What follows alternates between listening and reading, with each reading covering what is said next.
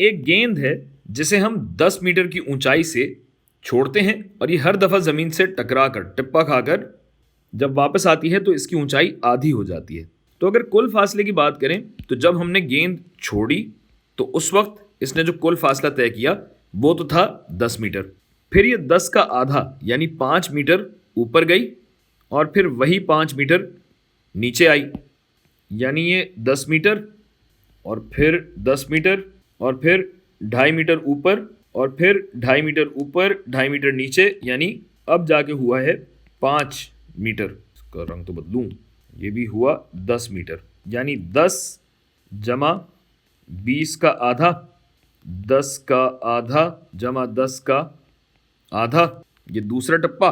और फिर तीसरा अगर आप देखें तो ये होगा जनाब 10 के आधे का आधा जमा 10 के आधे का आधा। गोया यहाँ एक लामहदूद हिंदसी सिलसिला यानी इन्फिनिट कुल तयशुदा फासला मालूम किया जा सकता है। तो इस सब की तस्हील करें तो ये बनता है 10 जमा 20 का आधा जमा 20 के आधे का आधा जमा, जाहिर है फिर आएगा 20 ज़रब आधे की ताकत 3, फिर आधे की ताकत 4, फिर आधे की ताकत 5, वगैरह वगैरह वगैरह।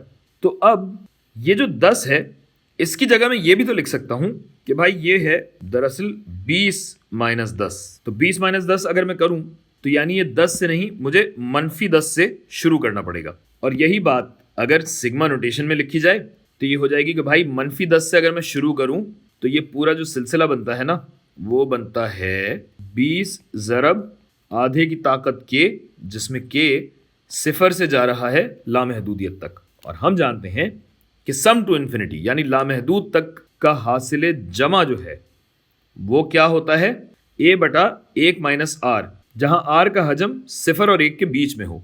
तो ये होगा a जो कि है 20 बटा 1 माइनस आधा, और 1 माइनस आधा आधा ही होता है और आधा जो है उसका 2 ऊपर चला जाएगा, तो ये सम जो बनेगा हमारा ये बनेगा 40।